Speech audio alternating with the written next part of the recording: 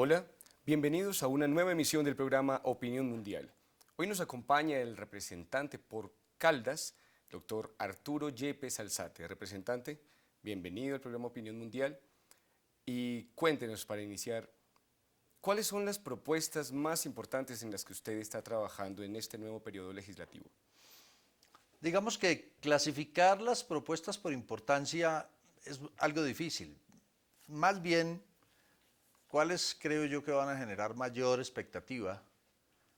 Indudablemente la primera es aquella que pretende buscar que los menores de edad puedan ser juzgados como adultos cuando cometan delitos contra la vida y la integridad personal. Eso en Estados Unidos ha funcionado bien para controlar la delincuencia juvenil y creo que en Colombia ya está haciendo falta urgentemente porque se está abusando de los menores para ponerlos a actuar como sicarios, como narcotraficantes, inclusive para agredir a otros, a veces sin el ánimo de matarlos, pero sí de lesionarlos, aprovechando que los jóvenes no pueden ser procesados y que hay un alto grado de impunidad ahí. Creo que también hay que trabajar duro el tema de la cuota de compensación militar que llamo, que es una propuesta también novedosa que generará seguramente polémica porque pretende que toda persona mayor de edad pueda hasta el momento en el que sea reservista, es decir, durante cerca de 28 o 30 años, pagar una cuota muy pequeña que permita profesionalizar las Fuerzas Armadas y salir del servicio militar obligatorio. Porque el grave problema del servicio militar hoy es que para suprimirlo se necesita un recurso demasiado grande. Hoy la gente paga una cuota por una sola vez en la vida de 800, 1.000.000 de pesos, dependiendo de su nivel económico. La propuesta nuestra es que la persona pague una cuota muy pequeña. Si es un ciudadano humilde, pues una contribución de el equivalente a un salario mínimo diario. Y si es una persona de un buen nivel económico, puede ser el equivalente a 10 o 12 salarios mínimos diarios, pero ese pago se haría mensual durante 25, repito, o 30 años, lo cual daría un recaudo para el Estado mucho más amplio que permitiría profesionalizar la fuerza pública, eliminar drásticamente el servicio militar obligatorio y mantener la capacidad operativa y de combate de nuestras Fuerzas Armadas. Y naturalmente también el trabajo que tenemos que hacer a nivel del agro, garantizando un ingreso permanente a los campesinos cuando lleguen a su edad de pensión, que de alguna manera ya haya abonado algún terreno porque revisando los textos que publicó el gobierno de La Habana, ese tema se tocó allí entre los acuerdos de La Habana. Claro, doctor, muchas gracias. La noticia del momento son las nuevas interceptaciones que sufrió el jefe negociador del gobierno, Humberto de la Calle Lombana. ¿Cree usted que eso puede afectar el actual proceso de paz? Yo creo que no, porque la disposición del gobierno a mantener los diálogos dentro del combate es toda. Lo que sí llama la atención es cómo, no obstante haber detenido a varios de los ciudadanos que en la época de campaña electoral estuvieron robando información del proceso de paz para utilizarla en favor de un candidato y creyendo los colombianos que con la detención de esos personajes había desaparecido ese riesgo, ahora sale la noticia de que el negociador Humberto de la Calle ha sido también interceptado, es decir, que los hackers siguen haciendo de las suyas. Pues es muy importante notificarle a quienes están operando así, a esas fuerzas de extrema que no quieren que la paz se pacte, que se van a quedar con un palmo de narices, porque Colombia quiere, dentro del esquema actual, reitero, sin zonas de despeje, sin entregar la soberanía nacional, combatiendo hasta el último momento que se firme la paz, Colombia quiere salir de estos 50 años de guerra fratricida y la única manera de hacerlo es mediante el diálogo. Por supuesto. Representante, después de la intervención del presidente Santos en la Asamblea General de la ONU, ¿cuál cree que es la percepción de la comunidad internacional sobre nuestro proceso de paz? Creo que la comunidad internacional ha quedado bien informada de que el proceso ha avanzado, más que cualquier otro proceso en la historia con las FARC.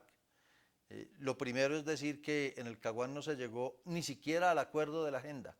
Aquí no solo se acordó una agenda, sino que ya de 5 puntos hay 3 que han sido prácticamente ya superados, con algunas salvedades que se estudiarán al final, y que eso le permite a la comunidad internacional visionar un país en paz en el futuro próximo.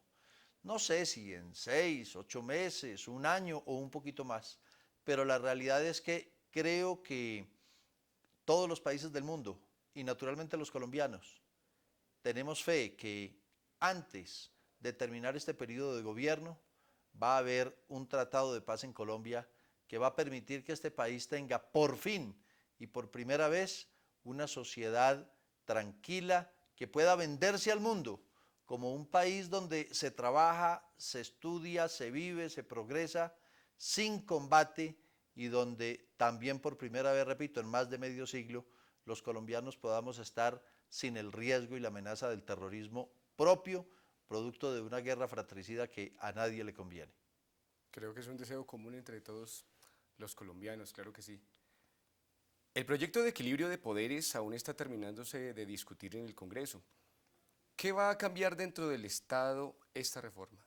La verdad, muy poco. Creo que el proyecto de equilibrio de poderes es más nombre que contenido.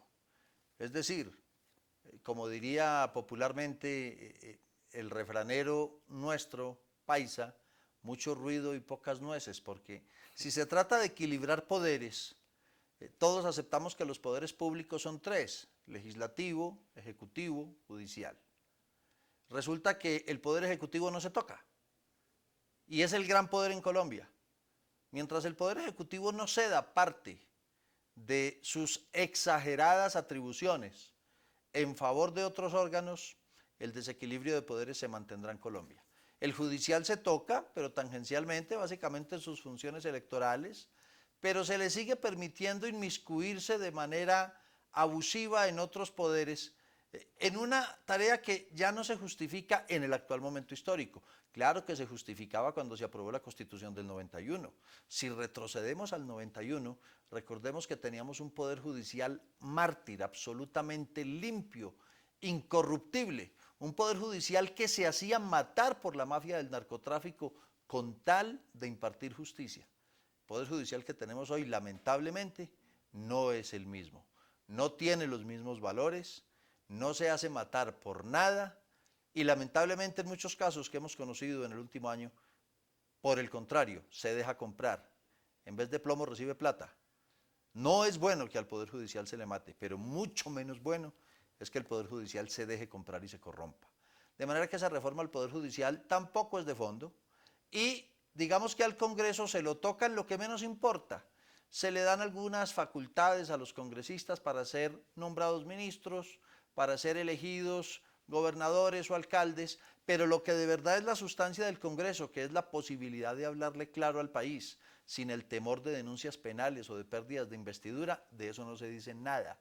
La eliminación del régimen de inhabilidades e incompatibilidades artificial que se creó en el 91 era necesario, hoy ya no, para eliminar la corrupción que en ese momento existía, pero que hoy lo que hace es evitar que la gente de bien aspire al Congreso, sigue vigente. Y por lo tanto el Congreso seguirá lleno de políticos de profesión, porque nadie va a sacrificar su vida privada por llenarse de inhabilidades e incompatibilidades eligiéndose congresista.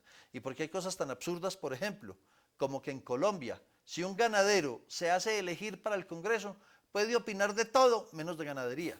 Si un minero se hace elegir al Congreso, puede participar en todo, menos en los debates de minería, cuando se supone que la función esencial del congresista es representar los intereses del colectivo que lo elige. De manera que, como esa reforma hasta donde se ve no se va a hacer, creo que el pretendido equilibrio de poderes no va a pasar de ser simplemente unos cambios cosméticos para intentar cambiar algunas cosas que se notan mucho, como diría algún pensador de la política, cambiarlo todo para que todo siga igual. Representante, teniendo en cuenta que la mayoría de países de América Latina tiene la figura de la reelección inmediata, ¿por qué nuestro país quiere eliminarla? precisamente porque no ha funcionado bien, ni aquí ni en ninguna otra parte de América. Es que la reelección en Venezuela tiene a nuestro país vecino como lo tiene. La reelección en Ecuador, la reelección en Perú, en el propio Brasil tiene esas naciones en la situación en la que están. De manera que, como no estamos en la cultura anglosajona, que es la que impera en los Estados Unidos o en Europa, sino en esta cultura tropical nuestra, la reelección, en vez de traer continuidad en las políticas, generalmente lo que produce es perversión en las maneras de gobierno. En vez de traer un segundo tiempo mejor que el primero para lograr la consolidación de los proyectos, lo que trae es el abuso del poder y el ánimo de perpetuar una élite, a veces no a través de la misma persona, pero sí, como lo pretendió en su momento el expresidente Uribe, a través de muñecos de ventrílocuos suyos que sigan haciendo su sacrosanta voluntad. Y cuando no le sale bien, como le pasó con Juan Manuel Santos, entonces desarrollar un odio visceral contra el elegido, gritándole traidor y toda clase de improperios, simplemente porque no se deja manejar como si fuera una marioneta. La reelección tiene que desaparecer precisamente porque probó ser un instrumento pérfido en manos de la política tropical, repito, en Venezuela, en Ecuador, en Perú, en Brasil y en Colombia no fue la excepción. Claro que sí, doctor. Doctor, la inversión extranjera en el país está en niveles históricos, sobre todo en hidrocarburos. ¿Cuál es la situación del departamento de Casanare con las petroleras? Hay una gran preocupación de parte del gobernador de Casanare y de algunos alcaldes, entre ellos el de Tauramena, porque se quejan de la irresponsabilidad con la cual se le está permitiendo a algunos inversionistas del petróleo que no son, según ellos, los más responsables y los más conocidos a nivel mundial, que atenten contra los recursos naturales, contra el ecosistema y contra la propia población del departamento. En ese sentido, le hemos pedido al director de la Agencia Nacional de Minería, le hemos pedido también a la dirección de la Agencia Nacional de Licencias Ambientales y naturalmente a ambos ministros, ministro de Minas y ministro de Ambiente, que se apersonen del tema, que mejoren la interlocución con gobernador y con alcaldes, pero por sobre todo que personas imparciales del ministerio hagan presencia física para intentar que no se nos genere un desorden social por causa de la falta de cuidado o de diligencia en la defensa de lo que tiene que ser finalmente el proceso de explotación de un recurso natural no renovable como el petróleo. Necesitamos que el petróleo deje utilidades al país, claro, pero también necesitamos que las utilidades sean superiores a la pérdida, porque siempre hay una pérdida. Si la pérdida ambiental, si la pérdida de recursos hídricos, si la pérdida de productividad o si la pérdida, o además si la pérdida de confianza de la ciudadanía en el Estado es mayor que lo que se va a ganar en recurso, esa es una exploración que no vale la pena acometerla y por lo tanto que es mejor pararla para evitar que el mal sea mayor que el remedio. Ya para terminar esta entrevista, representante, sabemos que usted tiene afinidad hacia la defensa de los animales y de sus derechos. ¿Está usted colaborando actualmente con la ley animalista propuesta recientemente? Claro que sí, pero además es que no es solo por afinidad que uno tenga o por amor que le tenga a las mascotas, sino por respeto a la vida. De pronto ese es el debate que no han podido entender los que siguen defendiendo espectáculos bárbaros como la tauromaquia o los que se niegan a legislar duro contra el maltrato. Es cuidar la vida, cualquier vida, no solo la humana, lo que debe signar la cultura democrática de nuestro país. Y es cuidar los derechos de un ser vivo que además se mueve, porque las plantas también son vivas, pero no se mueven por sí solas, la inmensa mayoría, hay algunas marinas que sí se mueven, aquellas que necesitan sensibilidad de parte del colombiano. Un colombiano que es capaz de patear, de acuchillar o de colgar una mascota, seguramente también será capaz de patear, acuchillar o colgar a su pareja o a alguien de su familia.